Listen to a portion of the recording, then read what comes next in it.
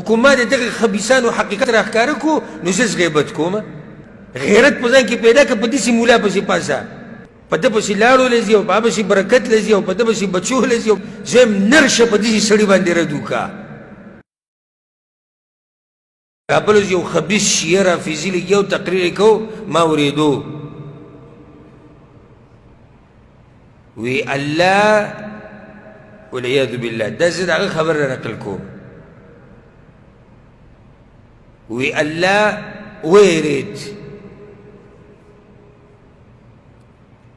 نو چې کله ویرید نو بیا ته علي رضی الله عنه تپوس کو ولې وی چې ویریدم هغه ورته وایي چې مه یېرېږه زه درسره یم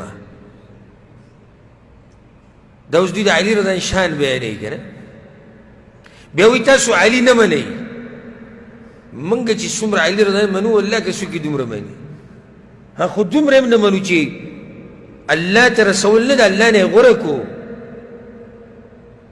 ورب الکعبه که څوک مړه کړي خو په دې درجه کې علي رضی نه منو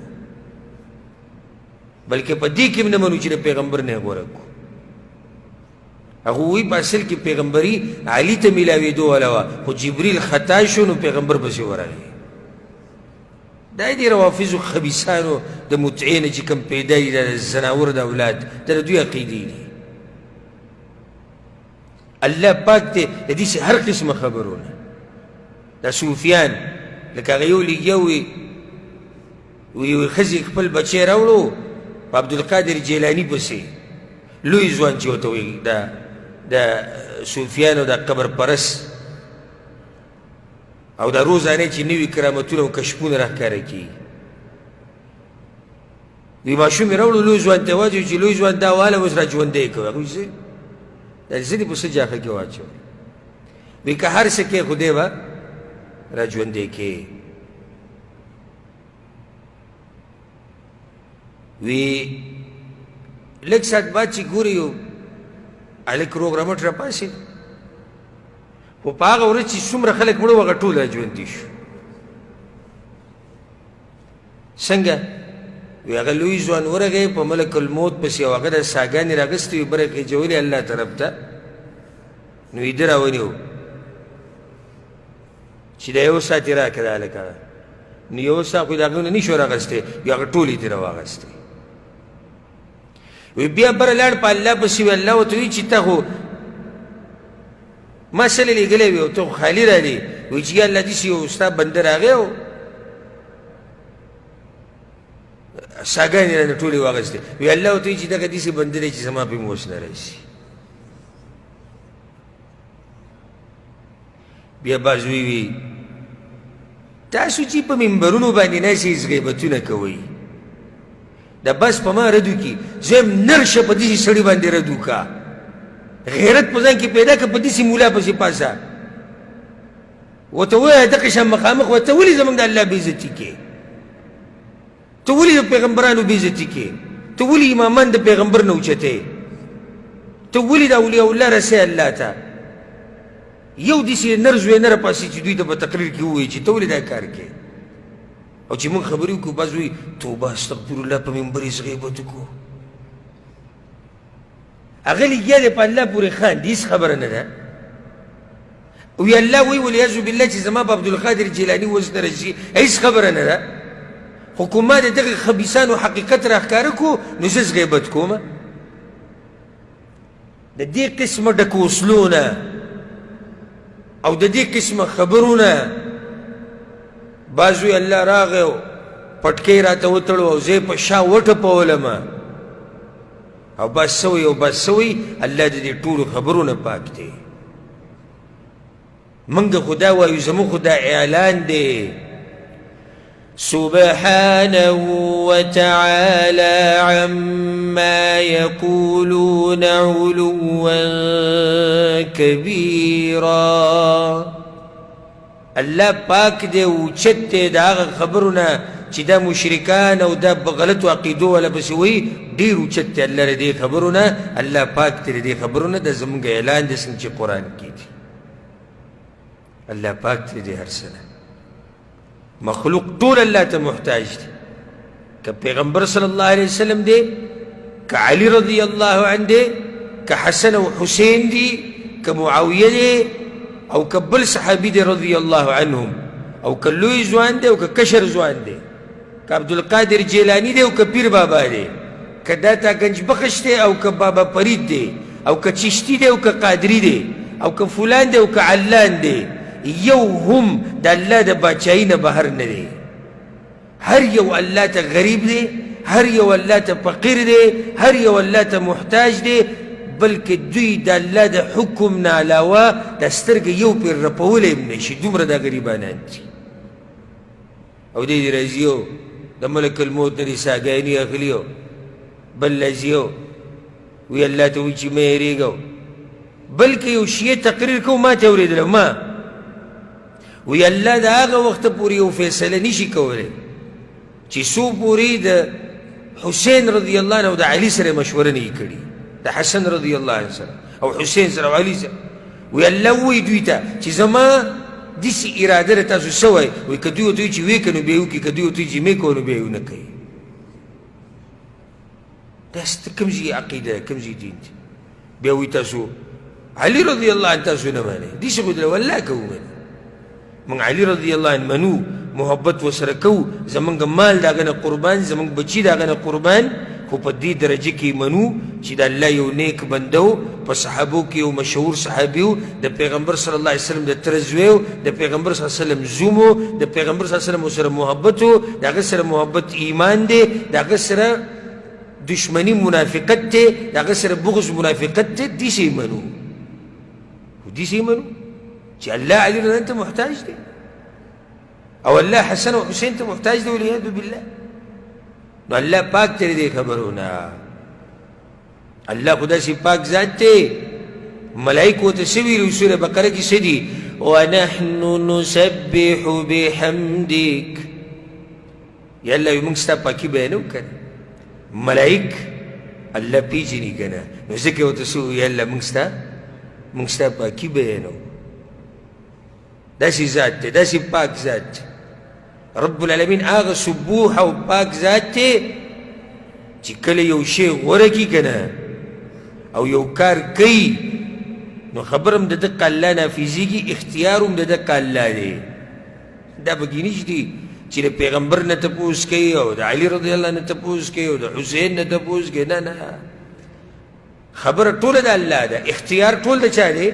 د الله دی. واوره وربك يخلق ما يشاء ويختار. او رب ستا چې څه شی پیدا کوي او رب ستا چې څه غوره کوي نو اختیار ټول د هغه دی. دې قرآنونه نه دي ویلي د مشرکانو او د قبر پرستو او د متعې والا شیعګان روافظ او دا بریلیان او دا تصوف، دوی د قرآن نه دي خبر، دوی د حدیثونو نه دي خبر، دوی صرف د قیل او قال نه خبر دي، د قصو نه خبر دي، بزرګانو نه خبر دي. یو بزرګو ایک بزرگ تھا او بس دغه کسی بزرگ لاړ